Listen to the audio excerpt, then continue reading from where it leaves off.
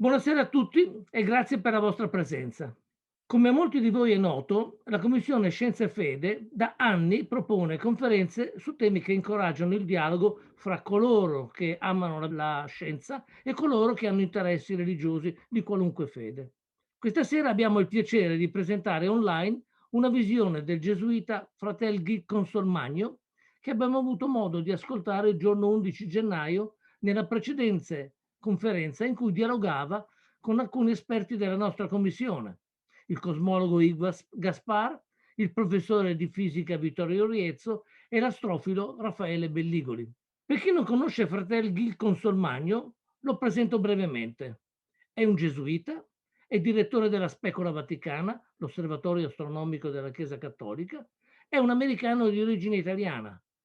È uno scienziato con numerosi titoli universitari sull'astronomia e sulle scienze ad essa collegate. Professore itinerante presso varie università, è un oratore brillante. Fratelli Consolmagno si è specializzato nello studio degli asteroidi e nel 2000 l'Unione Astronomica Internazionale ha dato il suo nome ad un asteroide che gira nella fascia fra Marte e Giove, che ora è chiamato 4597 Consolmagno. Senza altri indugi, ora ascoltiamo Fratel Consolmagno e buona visione a tutti. Grazie. Sono un gesuita e un scienziato. Probabilmente non sarete sorpresi di apprendere che non ho problemi di vivere una vita di scienza e una vita di fede. Infatti, proprio questo argomento è stato fatto 300 anni fa da un famoso studioso veronese, Francesco Scipione, il Marchese di Maffei. Sono anche un americano con un nome italiano, ma un accento americano di soppresso. So, I will be giving the rest of this talk in English. I apologize. But these ideas are too delicate to be left to my poor Italian. The slides will be in Italian, however, and an Italian translation will be provided. Because I'm going to be making a stronger statement today than just that I can be a scientist and a person of faith. I'm going to insist that my life of faith is essential to my life as a scientist. My science depends on God. Even more, I'm going to insist that at root, everybody's science depends on God, even those scientists who don't think they believe in God. There's a temptation to divide our experience into separate categories, emotions versus logic, faith versus science, but it's a false division. Real people are not just Kirk or not just Spock, and for that matter, even Kirk and Spock were not really just all Kirk or all Spock, because it is on the basis of both reason and gut feeling that we make all the decisions of our life. To some people, it may mean choosing between science and religion, but to me, as someone who's lived with both science and religion all my life, that kind of choice is completely puzzling. What are they thinking of? Why would anybody even think you have to make such a choice? Oddly enough, it was Captain Kirk who helped me understand the dilemma. How I wound up talking with William Shatner, the actor who played Captain Kirk, it's a long story. But when I described myself to him as a Jesuit scientist, he was flabbergasted. Wait a minute, he kept saying. But as we talked, it suddenly became clear to me, something so obvious to him, but I had never grasped before. He saw religion and science as two competing sets of truths, two big books of facts. And, what should happen if the facts in one book contradict the facts in the other book? But science isn't a big book of facts. Let me tell you what I mean. The orbits of the planets are facts. You can be described using Ptolemy's epicycles. They can be described using Kepler's ellipses. Both descriptions can be tweaked to get equally accurate descriptions of the orbits. The facts. But only one of them, Kepler, leads to the insight of Newton's law of gravity. It's not the facts of the orbits, it's what you do with those facts. And it's also being open to the realization that Newton's laws, too, are not the last word. Not even Einstein's general relativity, the modern replacement for Newton, is the last word. This textbook on general relativity, which is where I learned the subject, it's already out of date. And I suspect the science of 3020 is going to look very different from what we're teaching today. In the same way, our faith is not based on rigid certainties. I told William Shatner of a phrase that Anne Lamott famously used to describe faith. The opposite of faith is not doubt. The opposite of faith is certainty. And that was completely the opposite of what he thought faith was all about. He'd heard this phrase, blind faith, and thought it meant accepting something as certain without looking, or worse, closing your eyes to the facts and proceeding on emotion. But that's not faith at all. To the contrary, remember what Moses says to his people after giving the tablets of the law. Do not forget the things your eyes have seen, or let them fade from your heart as long as you live. Teach them to your children and to their children after them. It's not close your eyes, but rather teach what you have seen. Every religious experience begins with an experience. Data, if you will. Blind faith is not walking with blindfolds, blinding ourselves to the truth. It's proceeding after we've done everything we can do to see and still can't see everything. Because even when we're blind, even when we can't see, even when we don't have knowledge of the truth, we still have to proceed. If we knew the answer, we wouldn't need faith. Certainty is the opposite of faith. We don't know. We never have all the facts. And so faith is how we deal with the fact that we have to proceed anyway and make choices about where we're going to go to school, what career we're going to pursue, where we'll live, who we're going to marry. All of life is making crucial decisions based on inadequate information.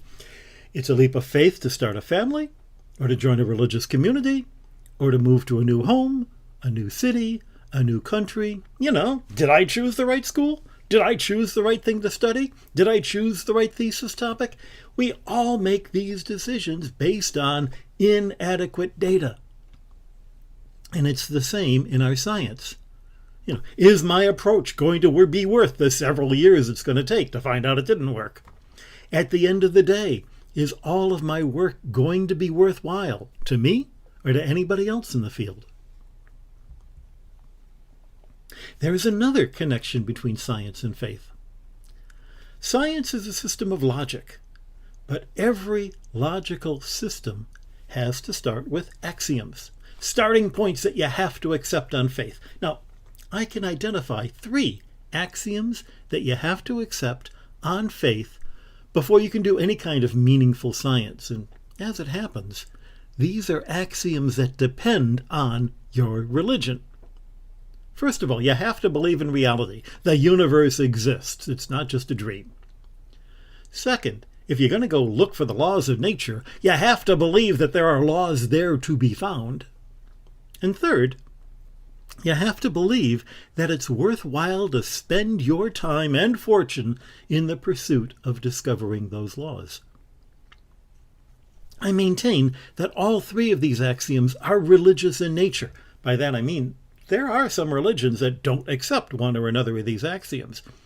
These axioms are only supported by a small subset of religions. Your choice of religion may affect your faith in these axioms, and as a result, only certain religions are going to give you the necessary conditions for science to flourish. First, the assumption of realism. Consider the famous story of the Chinese Taoist Zhengzhai. Once Zhengzhai dreamt he was a butterfly flittering and fluttering around, happy with himself, doing as he pleased. He didn't know he was Zhengzhai. Suddenly, he woke up, and there he was, solidly and unmistakably Zhengzhai. But he didn't know if he was Zhengzhai who had dreamt he was a butterfly, or a butterfly dreaming he was Zhengzhai. He's got a point, of course. Maybe everything is an illusion. the idea of the existence of a physical reality is something we have to assume, knowing full well that our ability to perceive that reality is strongly limited by the limits of our senses. But even quantum physicists have to accept that the physical manifestation of their experiments in the macroscopic world is real, even as they ponder the nature of the reality they're revealing in the subatomic universe. Otherwise, there's no thing to study. Or at least what you wind up studying isn't physics anymore, but metaphysics. Second, you have to believe that nature follows regular laws. You have to believe in the existence of these laws before you can even consider going to look for them. And again, not every religion thinks the universe works that way. Consider the nature gods of ancient Greece and Rome, like you find depicted here on this Chalcidian painted vase from around 550 BC. It illustrates a scene from an ancient legend that was made famous 100 years later in the play Prometheus Bound. It was by the Greek poet Aeschylus. To quote the scene, "The earth-born dweller of the Cilician caves, impetuous Typhon, withstood all the gods, hissing out terror with horrid jaws, while from his eyes lightened a hideous glare, as though he would storm by force the sovereignty of Zeus. But the unsleeping bolt of Zeus came upon him." So, in this bit of pottery you can see Zeus, the guy with the lightning bolts, and Typhon, the monster who lives in the caves under the mountains of Cilicia. So where's Cilicia? It's an ancient kingdom in present-day Turkey. It's located between the Carpathian Mountains and the sea. Notice what you find in those mountains. Lots of volcanoes. This is a map, Google's map of the active volcanoes in Turkey. Think volcanoes and listen again to the description of the monster. Hissing out terror with horrid jaws, while from his eyes lightened a hideous glare, as though he's going to storm by force the sovereignty of Zeus. You've got fire and you've got smoke rising up into the sky, challenging the sky realm of Zeus. And what do you see? Many times when volcanoes erupt, you get lightning bolts. Now, this picture was taken over that famous volcano in Iceland with the unpronounceable name. It erupted in 2010. To us scientists, lightning follows Maxwell's equations and Ampere's law, the flow of electricity promoted by the presence of dust in the atmosphere. To the ancients, it was a battle between Typhon, the monster under the mountain, and Zeus, the god in the air, who threw lightning bolts. Now, if you think that volcanoes erupt because there's a monster under the mountain, and that lightning strikes the mountain because there's a god in the air throwing the bolts, well, you've already got an explanation for these spectacular natural events. These things happen because the nature gods made them happen. But if you deny the existence of nature gods, then you have to come up with some other explanation for volcanoes and lightning. If you don't reject the presence of nature gods, it would never occur to you to look for that other explanation. One religion allows for science, the other has no room for it. My religion allows me to assume that the universe is real, and by rejecting nature gods, it gives me room to look for other explanations for how nature works. And there's one final religious axiom that makes science possible. Science only happens when you're convinced that science itself is worth doing. By you, I don't mean you as an individual, though that is not something to be taken for granted, but that you are in a community that agrees with you that science is worth supporting. Science, like faith, is done as part of a big community, and if you don't have the support of the community, it's not going to happen. It can't happen. And without the community, it can't be passed on to the next generation. It makes a difference what your society thinks about the things you choose to do. There are a lot of mountains and snow in India. More people live in India than in the US and Europe combined, but how many Indians do you find competing in the Winter Olympics? Sports of that kind, at that level, just isn't supported by that society. If the society you live in doesn't think that doing science is the sort of thing that'll make a mother proud, you're not going to find many kids who choose to study science. You won't find anybody who can teach you how to do it. And you won't find anybody who will want to learn what you have to teach. In the communities who follow the book, Genesis, the Jews and the Christians and the Muslims, we are all given explicit support for the study of creation as a religious act. In Genesis 1, we find creation described in a systematic way, step by step, as inevitable as day follows night.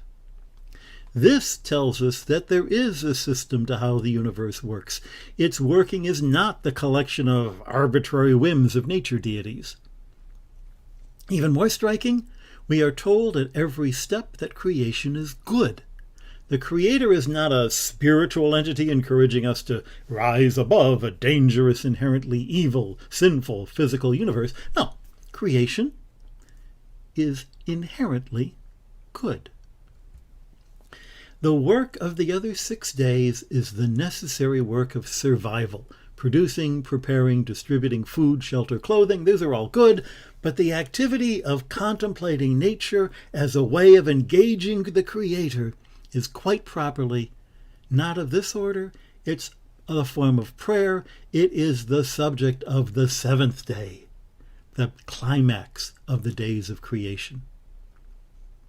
The lesson to be found in Genesis is a reminder that the human creature is more than an animal who only lives to eat and reproduce.